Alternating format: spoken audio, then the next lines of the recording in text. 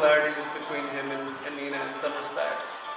Other than that, it's hard to find people who are really putting their whole career on the line for political activism and really saying the hard things.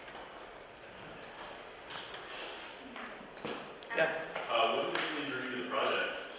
I've been a fan of Nina's for a long, long time. I discovered her music in high school and was really kind of taken by her. And she was someone I couldn't quite 100% figure out when I was listening to her music. And this was before Wikipedia and YouTube and all these resources we now have. So I was basically trying to listen to her and see what she was all about through her music. And I was listening to it out of order because it was all being given to me on CDs that were, compilations. So I don't know, I just found her sort of compelling. I thought her sound was really unique, and her message was really powerful. And these angry protest songs and these beautiful ballads. So it just sort of started a long process of really getting into Nina and trying to figure out who she was. And then in the last 10 years, reading her book and then reading another biography on her, I really got a better sense of who she was and discovered the classical music background and the civil rights activity, and I thought she's just so compelling on so many levels. Did she ever reconnect with her daughter? I think the question was about her daughter. I think they connected from time to time. Lisa did go to Liberia with her in the 70s and spent some time with her, and then they moved to Switzerland together, and then Lisa basically left, and she moved back to the US and just found her mother too hard to deal with. And I think as adults, they sort of, when Lisa became an adult, they sort of reconnected a little bit, but that relationship was really not close or something that they could really reconcile. So she never was treated for being bipolar? Nina? Nina. She was treated for a lot of things.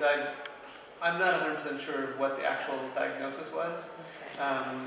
There's definitely medical records, but I wasn't able to access any of them through anyone. So through the film, I kind of present a variety of sort of opinions, especially since so many different people were taking care of her.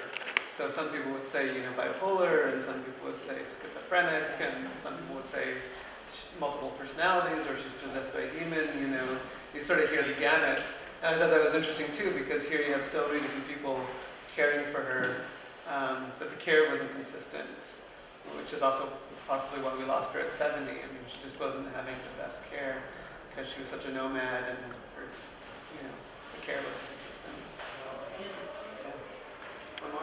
One more question, yes? How often do you write and diary? Because I write an hour just in surgery. What's the question? Repeat I your question. asked how often does he write and direct? Because I write too and I have an intimacy story. Well, I encourage you to write your story. Writing is hard, and you have to be disciplined. But at least with this film, it sort of wrote itself in many ways. It was a big puzzle to kind of craft it together, but that was sort of the fun process of it. One last, yeah. How did you go about getting all of those different music and archival things in there? Did you get the lotto and had $700 million so that it could happen?